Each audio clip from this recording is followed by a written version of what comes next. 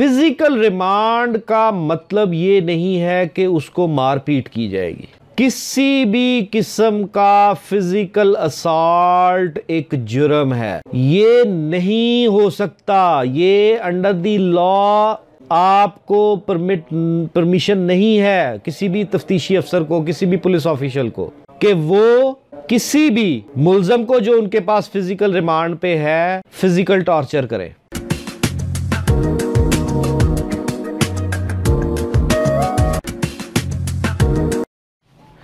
बिस्मिल्लाहिर्रहमानिर्रहीम। मैं आज इन डिटेल फिजिकल रिमांड, जिस्मानी रिमांड के बारे में आपको लेक्चर देने लगा हूँ। प्रिसाइज मालूमात मैंने पहले अपलोड की थी, लेकिन आप लोगों ने कहा कि हमें इन डेप्थ मामलात चाहिए कि after registration of case arrest कैसे होती है और अरेस्ट के बाद फिजिकल रिमांड कैसे होता है और फिजिकल रिमांड किन किन सूरतों में दिया जाना चाहिए और किन किन सूरतों में नहीं दिया जाना चाहिए। FIR 154 CRPC के तहत दर्ज होती है। कोई शख्स आके काबिल दस्तअंदाजी जुर्म के सरजद होने की इतला दे, खा वो ज़बानी दे खा वो तहरीरी दे। ज़बानी देगा तो पुलिस ऑफिसर ड्यूटी बाउंड है कि उसको तहरीर करने के बाद उसके दस्तखत या अंगूठा उसके ऊपर लगवाएगा। तहरीरी देगा तो वो देने वाले का साइन शुदा होगा, और वो ड्यूटी बाउंड है कि जब कोई काबिल दस्तअंदाजी जुर्म के सरजद होने की इतला इंचार्ज पुलिस स्टेशन को मिलेगी, इलाका पुलिस को मिलेगी, तो इंचार्ज पुलिस स्टेशन पाबंद है कि वो मुकदमा दर्ज रजिस्टर करे 154 ज़ाब्ता फौजदारी के तहत। अब जब वो मुकदमा दर्ज हो जाता है तो फिर बग़र्ज़ तफ्तीश 156 के तहत वो तहरीर इस्तग़ासा और FIR तफ्तीशी विंग में भिजवा दी जाती है, इंचार्ज तफ्तीशी सेल को भिजवा दी जाती है। इंचार्ज तफ्तीशी सेल के अंडर एक पूरी टीम काम कर रही होती है। वो चाहे तो वो तफ्तीश को अपने पास रख ले या वो किसी अपने दीगर अफसर को तफवीज़ कर दे। अब मुकदमा दर्ज रजिस्टर होने का मतलब ये नहीं है कि इलाका पुलिस या तफ्तीशी अफसर जो है वो उस मुल्ज़म के घर में रेड करना शुरू कर दे, गिरफ़्तार करने के लिए तहर्रक शुरू कर दे, उसके घरों से सामान उठा के ले आए, मवेशी उठा के ले आए। कतन इसका मतलब ये नहीं। तफ्तीशी अफसर कानूनी तौर पर इस चीज़ का पाबंद है कि जब तहरीर इस्तग़ासा और FIR उसके पास आती है तो वो उसके ट्रुथफुलनेस होने के बारे में तफ्तीश करे, उसके सच्चे होने के बारे में तफ्तीश करे। वो मौका पर जाए, मौका पर जाके शहादतों को इकट्ठा करे, मुद्दई और मुद्दई के गवाहान का मौक़िफ़ ले, मौक़िफ़ की तस्दीक करे। तस्दीक करने के बाद सफ़ा मिसल पर अगर ऐसे हक़ाइक़ आ चुके हैं कि जिनकी मौजूदगी में मुल्ज़म का गिरफ़्तार किया जाना बहुत ज़रूरी है ताकि इस्तग़ासा के केस को नुकसान ना पहुँचे, तो वो उसके गिरफ़्तारी का तहर्रक करेगा। कानून ये कहता है। अब ये जब हर्डल सारी दूर हो गई, तफ्तीशी अफसर को ये बावर हो गया कि हाँ इस मुल्ज़म ने जो कि FIR में नामज़द है या कोई दीगर मुल्ज़म जिसको बाद में बयान देने के बाद, जिसको ततीमा बयान कहते हैं, इंग्लिश में सप्लीमेंट्री स्टेटमेंट कहते हैं, में भी किसी को नामज़द किया और उसके ख़िलाफ़ भी कोई सफ़ा मिसल पर सबूत मुहैया हैं कि उसको गिरफ़्तार किया जाए, तो वो फिर तहर्रक करता है उसको गिरफ़्तार करने का। मैं सिर्फ कन्फाइन रहूँगा इसी टॉपिक पे कि पुलिस वाले उस मुल्ज़म को गिरफ़्तार कर लेते हैं, फिर वो 24 घंटे में कोशिश करेंगे कि उसकी तफ्तीश मुकम्मल कर लें। अगर 24 घंटे में तफ्तीश मुकम्मल नहीं होती, वो फिज़िकल कस्टडी 24 घंटे के लिए उस मुल्ज़म की उस पुलिस ऑफिसर के पास है। अगर वो कहता है कि 24 घंटे के अंदर अंदर तफ्तीश मुकम्मल नहीं हुई, इस मुल्ज़म का जिस्म मुझे मज़ीद तफ्तीश के लिए दरकार है, तो वो 24 घंटे के अंदर अंदर उसको मजिस्ट्रेट के पास, इलाका मजिस्ट्रेट के पास पेश करेगा, इस रिक्वेस्ट के साथ, इस तहरीरी दरख्वास्त के साथ कि इसको ऐसे ऐसे ऐसे गिरफ़्तार किया गया, इसकी तफ्तीश मुकम्मल नहीं हो सकी इस मुकदमे में, इसकी तफ्तीश अभी मुकम्मल होनी है, जिसके लिए मुझे इसका जिस्मानी रिमांड चाहिए इन वजूहात की बिना पे। अगर जुर्म की नोयत ऐसी है कि जिसमें कोई बरामदगी जिसकी वजह से इस्तग़ासा का केस मजबूत हो वो इन्वॉल्व ही नहीं है, तो मजिस्ट्रेट फिजिकल रिमांड नहीं देते, क्योंकि उन्हें ये बताया गया है कि कॉन्स्टिट्यूशनल लाइबिलिटी है हर उस शख्स पे कि वो किसी दीगर शख्स की आज़ादी को कर्टेल नहीं कर सकते। मजिस्ट्रेट के पास 24 घंटे के बाद जब उसको पेश किया जाना है तो तफ्तीशी अफसर ने वो तमाम हकायक मजिस्ट्रेट के सामने रखने हैं जिसकी वजह से उसका फिजिकल रिमांड उसको मिलना चाहिए। अब मजिस्ट्रेट के पास गए, उन्होंने कहा जी कि इससे पिस्टल बरामद होना है, इससे फौज डॉक्यूमेंट बरामद होना है, इससे ए बरामद होना है, बी, जो कुछ भी है जो उस मुकदमे का मामलात हैं। मजिस्ट्रेट उनको 3 दिन का रिमांड, फिजिकल रिमांड के पे वो मुलज़म पुलिस के हवाले कर देता है। अब यहाँ एक बात ज़हन में रखिए, फिजिकल रिमांड का मतलब ये नहीं है कि उसको मारपीट की जाएगी। किसी भी किस्म का फिजिकल असॉल्ट एक जुर्म है, ये नहीं हो सकता। ये अंडर द लॉ आपको परमिशन नहीं है किसी भी तफ्तीशी अफसर को, किसी भी पुलिस ऑफिशियल को, कि वो किसी भी मुलजम को जो उनके पास फिजिकल रिमांड पे है फिजिकल टॉर्चर करे। फिजिकल टॉर्चर की कानून में सख्त ममानत है और ये एक जुर्म है, खा पुलिस ऑफिसर एक मुलजम से ही क्यों ना करे। पुलिस ऑफिसर को ये कतन इख्तियार नहीं कि अगर उसके पास किसी मुलजम का फिजिकल रिमांड है तो उसको पूरी छूट है कि उसको फिजिकली टॉर्चर करे, खा किसी किस्म का भी हो। इवन मेंटल टॉर्चर भी जो है वो इनको अलाउड नहीं है। अब सवाल ये मुतवातर पूछा जाता है कि जनाब वो रात के टाइम होता है, रात के टाइम तो वो बड़ा मारते पीटते हैं, ये करते हैं, वो करते हैं। भाई असल में हम जिस माशरे में रहते हैं ना, हम ना वकील की सुनते हैं, ना किसी सियाने की सुनते हैं, ना मानते हैं। हम मानते हैं पुलिस की। जब हम मानते हैं पुलिस की, पुलिस के बारे में जो मशहूर है कि पुलिस अपने सगे बाप की भी हमदर्द नहीं होती, ये अपने जहन में रख लें कि ये बिल्कुल दुरुस्त है। अगर एक पुलिस ऑफिसर रात को आपको टॉर्चर कर रहा है और सुबह वो आपको बेहतरीन नाश्ता करवा रहा है कि जी सुबह अदालत में पेश करना है, तो ये समझ लें कि वो बेहतरीन नाश्ता जो कि वो आपके लवाहकों के पल्ले से ही करवा रहा है, वो नाश्ता इसलिए करवा रहा है कि मैंने फिर रिमांड लेना और फिर रात को उसकी पिटाई करनी है, इसको टॉर्चर करना। ये बात हम नहीं समझ पाते। जब हम पुलिस के अंडर क्लचेस होते हैं, वकील पीटते रहते हैं कि भाई इसका तदारक करो, ये तुम्हारे हक में है। एट द एंड फिर उनको नुकसान होता है। आपकी सबसे पहली जिम्मेदारी ये है कि जिस वक्त आपको फिजिकल टॉर्चर किया गया है, आपके लवाहिकों को पता चल गया, फर्ज करें कि आज एक शख्स को 3 दिन का रिमांड मिला, जिस दिन वो गया उसी दिन उसको सब्जेक्ट टू टॉर्चर किया गया। अब कुछ लोग समझते हैं कि 3 दिन का रिमांड दे दिया गया, अब तीसरे दिन ही वो पेश करेंगे।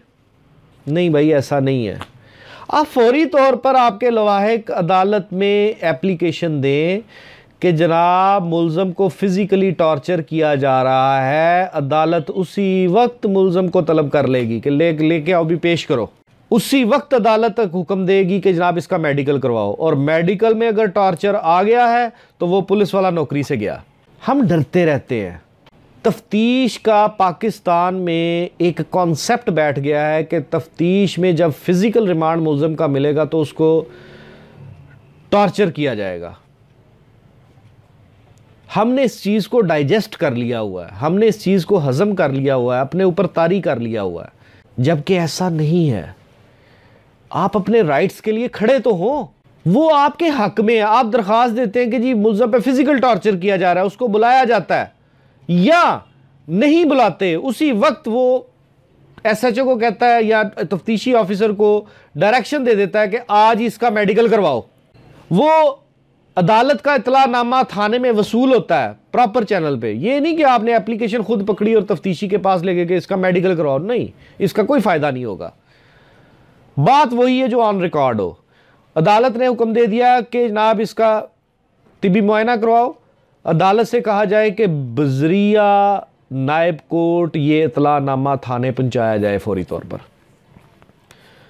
नायब कोर्ट थाने में जाएगा, रोजनामचे में उसका इंदराज करेगा, इंदराज करके वो हुक्मनामा जाके तफ्तीशी अफसर के हाथ में थमाएगा। फिर देखूंगा कि वो कैसे मेडिकल नहीं करवाता, और फिर देखूंगा कि उसके ऊपर कैसे।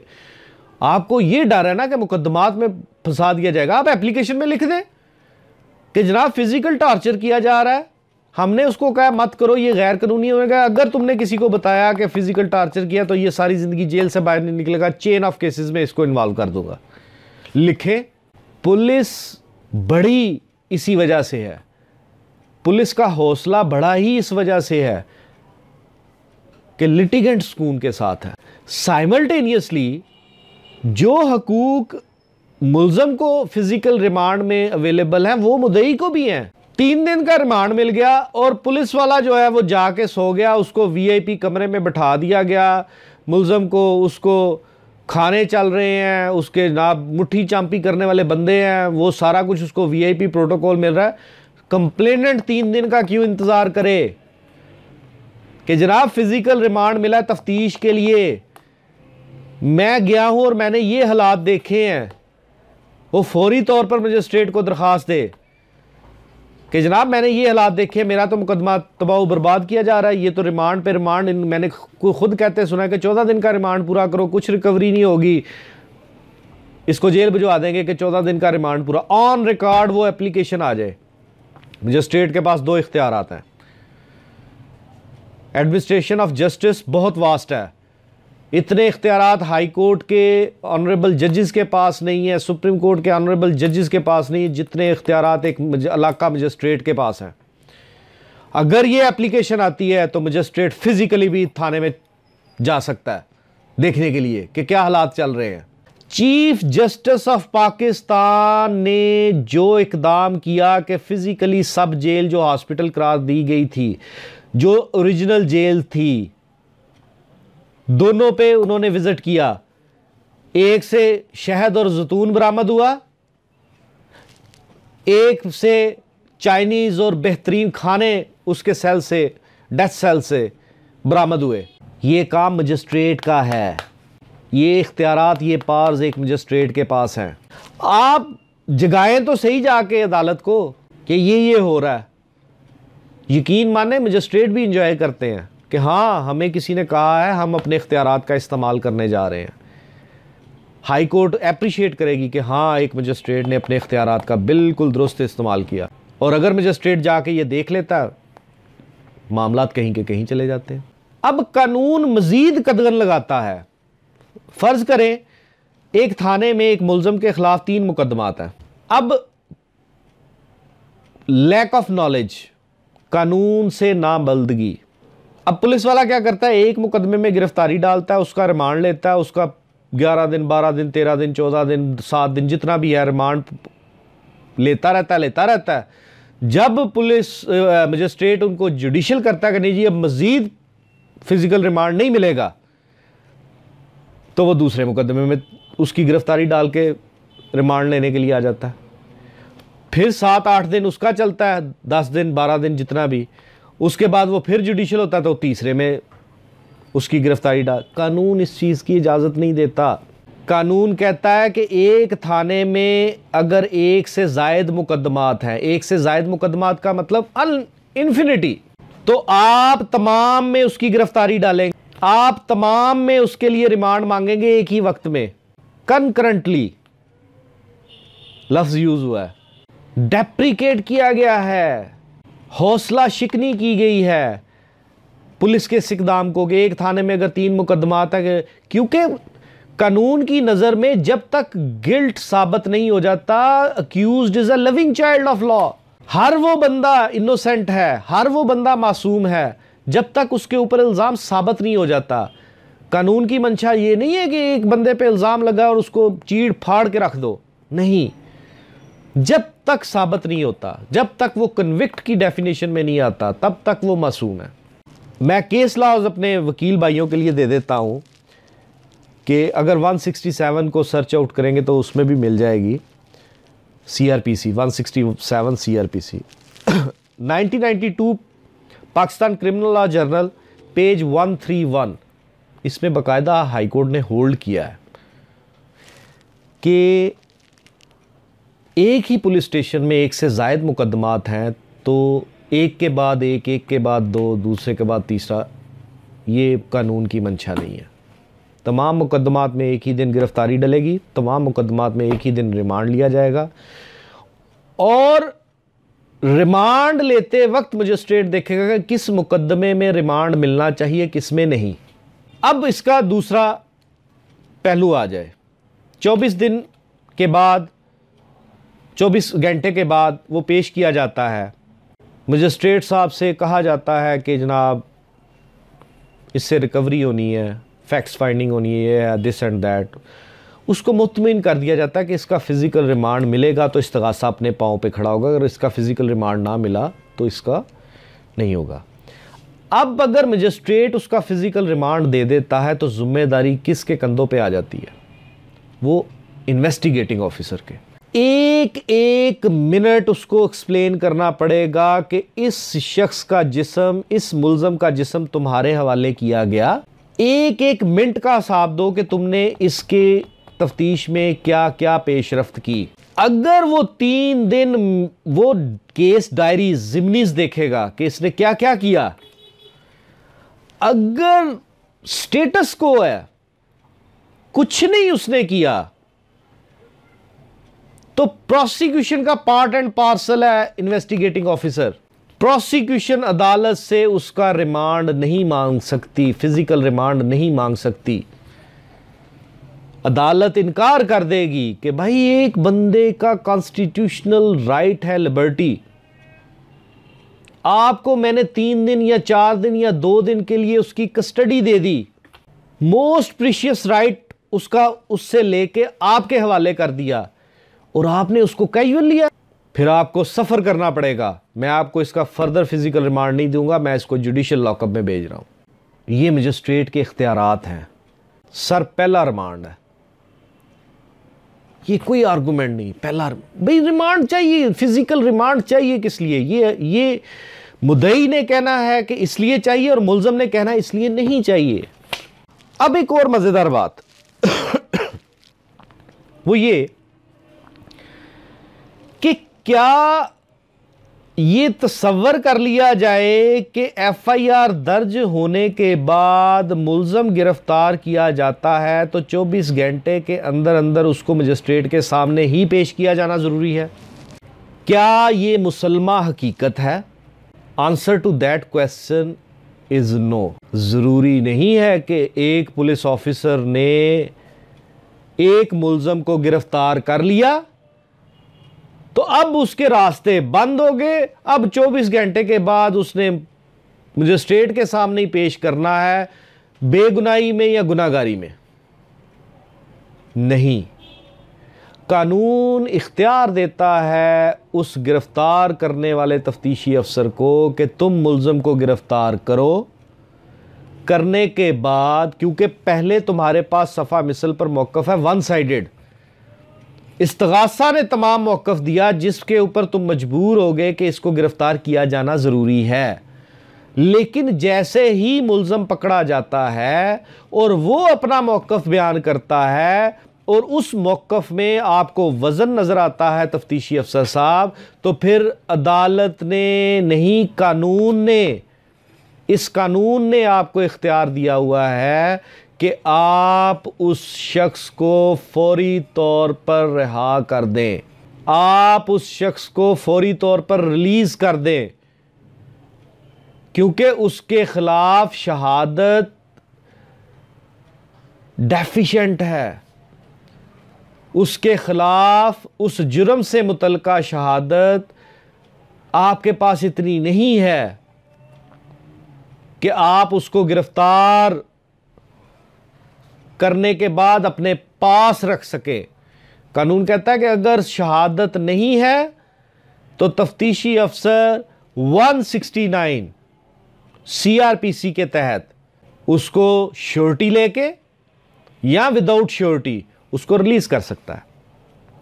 यह इख्तियार पुलिस के पास है, इसी कानून ने दिया है।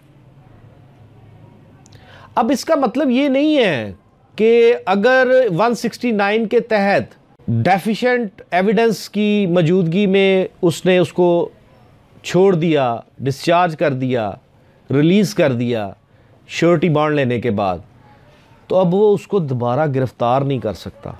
वो उसको दोबारा गिरफ़्तार कर सकता है जब सफ़ा मिसल पे सबूत आ जाए कि हाँ इसने ये जुर्म किया है, वो दोबारा भी गिरफ़्तार कर सकता है।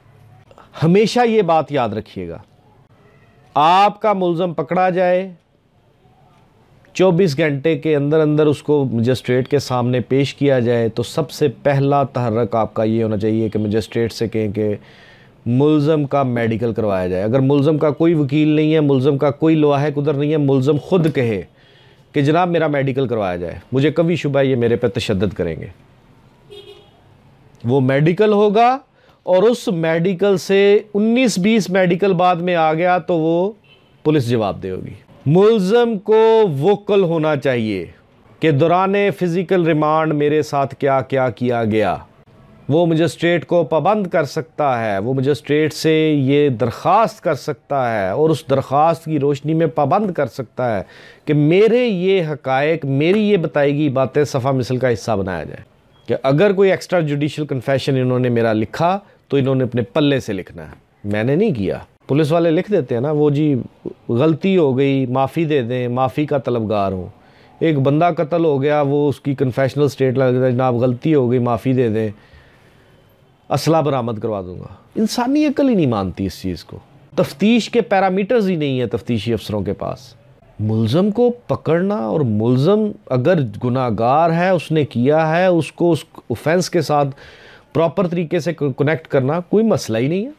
आप उसको टच किए बगैर कर सकते हैं। आप में काबिलियत होनी चाहिए। उम्मीद करता हूं कि मैंने फ़िज़िकल रिमांड के ऊपर आपको मैक्सिमम मालूमात दे दी हैं।